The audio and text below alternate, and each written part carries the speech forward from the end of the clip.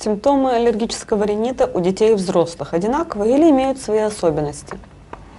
Ну, вы знаете, симптомы аллергического ринита у детей и взрослых, в принципе, наверное, они будут одинаковы. Вопрос в том, что чем младше ребенок, тем сложнее эти симптомы выявить. Мы понимаем, что ребенок нам не дает обратную связь адекватную, либо он ее дает в какой-то в другой для понимания форме, то есть он понимает мир еще по-другому, мы к нему предъявляем свои требования, свои шаблоны, ребенок может быть по-другому давать нам эту информацию, и поэтому симптоматика будет та же, вопрос оценки симптоматики, как ее правильно оценить, как правильно понять, с чем мы столкнулись, это все-таки аллергия или это какое-то простудное заболевание, ну, в большинстве случаев, или это все-таки какая-то анатомическая аномалия, которая требует совершенно других методов лечения. Но тут, наверное, уже и специалисты, и инструментальные методы исследования, и общие и так далее анализы крови, которые мы будем проводить, позволят ответить на этот вопрос. Потому что, говорю, симптоматика-то будет одинакова, нос у всех работает одинаково. Только подача информации для специалиста будет разный уровень. Безусловно, тут уже опыт, колоссальный опыт работы с детьми, у детских лор-врачей, у педиатров, кто с ними контактирует, кто постоянно с ними работает, позволяет им быстрее это все дифференцировать, увидеть.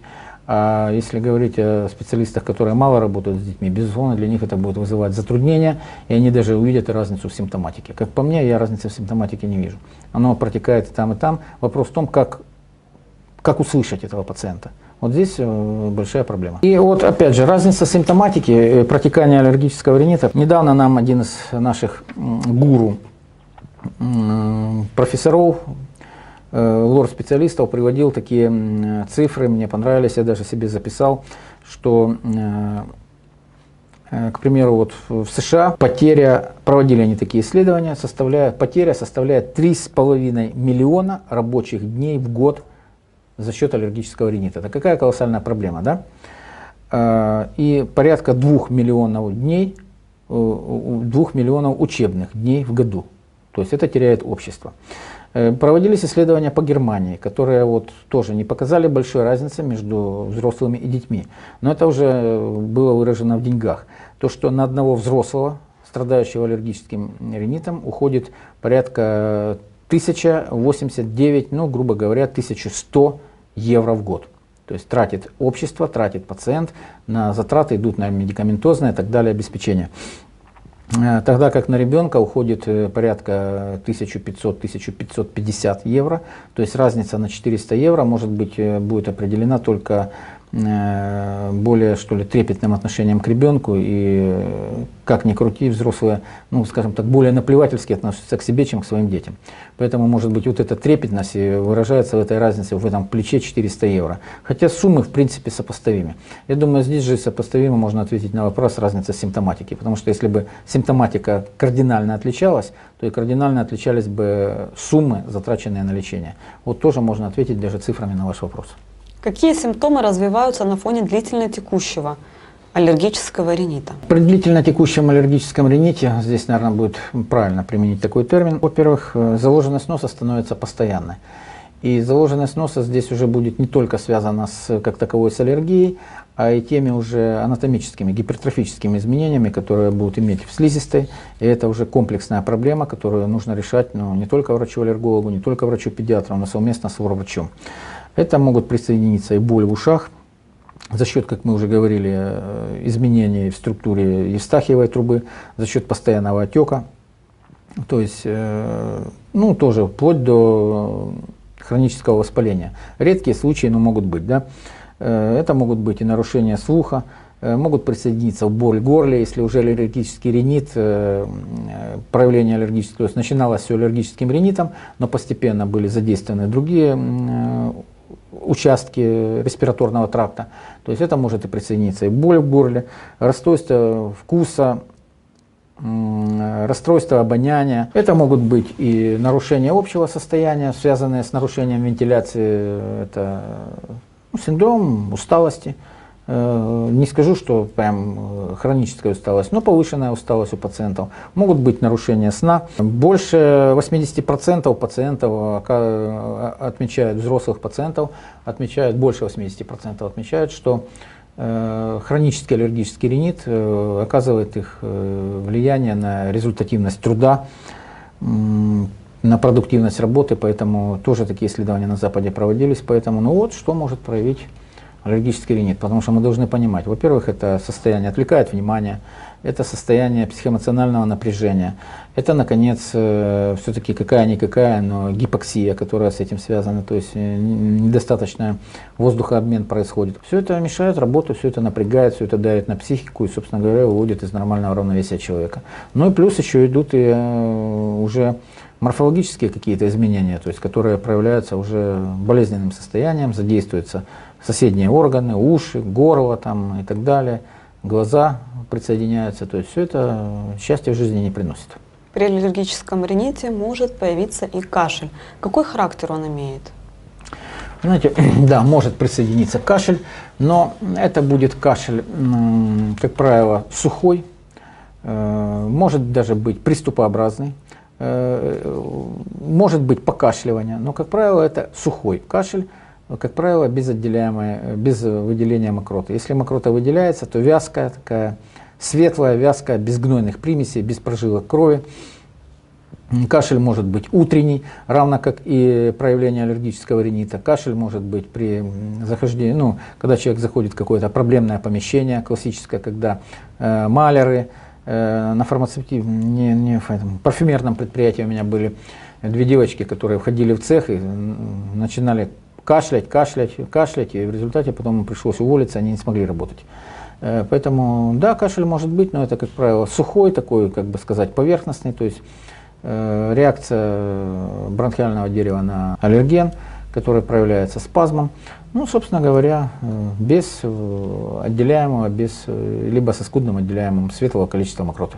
А температура может повышаться на фоне этого заболевания? Да, температура может повышаться.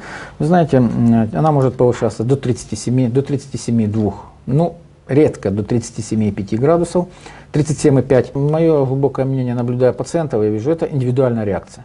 То есть в связи с тем, что начинает какой-то орган работать неправильно, ну, в данной ситуации работает неправильно нос, носовые ходы, затруднена подача воздуха и так далее. То есть меняется, происходит какой-то сигнал на изменение работы метаболических процессов, на изменение работы терморегуляторного центра, и незначительно повышается температура, скорее всего, как какое-то компенсаторное повышение температуры, потому что проходят острые приступы, ну, вот проходит сезон аллергии, как правило, это не острые приступы аллергии, не вот что у человека все было нормально, зашел в зону причинного аллергена в помещение, и у него резко пошла аллергическая реакция. Это, как правило, когда идет какое-то хроническое раздражение, скажем, идет сезонный полинос, сезонная аллергия, в этот период, в этот сезон может повышаться температура 37, 37,2, редко 37,5, но, опять же, нужно следить, особенно у детей, потому что это может быть индивидуальная реакция, но это ведь может быть и признак простудных заболеваний, то есть присоединившейся инфекции, либо осложнения инфекционного, либо самостоятельного заболевания. Зимой это ОРЗ, грипп, летом это то же самое, летние простуды, ОРЗ это на фоне там, перекупали и все остальное ребенка, поэтому нужно контролировать, плюс не только ОРЗ, и масса других заболеваний. У больных с аллергическим ринитом бывают и носовые кровотечения. С чем это связано и насколько опасно? При хроническом атрофическом рините это будет более связано, это бывает не так часто, но кровотечения могут быть.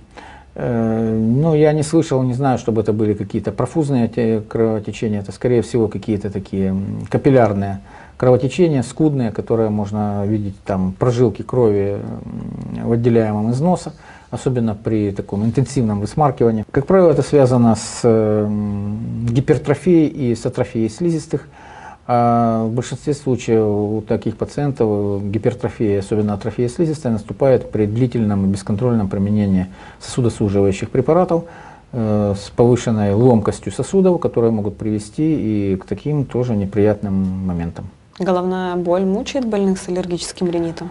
Да, один из вариантов такого комплекса жалоб – это наличие головной боли. Как мы уже говорили, это можно отнести к общим нарушениям, то есть нарушение вентиляции, нарушение поставки кислорода, вернее, недоставки, может сказать, ну и плюс нарушение общего состояния, естественно, может давать головные боли. Не часто, но больные жалуются, что вот насморк, конъюнктивит, бывает там головная боль. Да, может быть. На фоне аллергического ринита вот, и на фоне головной боли здесь, наверное, следует провести и аналог, что порядка 36-38% жалуются еще и на повышенную раздражительность, то есть неадекватную реакцию на окружающую среду, вплоть до раздражительности, вплоть до каких-то агрессивных проявлений и сочетающихся, в том числе и с головной болью.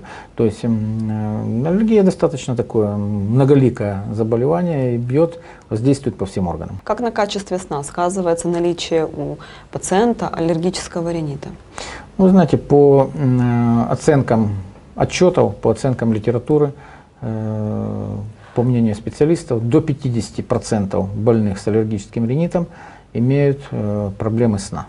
То есть, безусловно, качество сна уменьшается. Это и появляется храп, люди спят с открытым ртом, это недостаточный воздухообмен в ночное время приводит потом к утренним усталости, вялости, тяжело раскачаться, встать, ту же головную боль, о которой мы говорили, может быть причиной.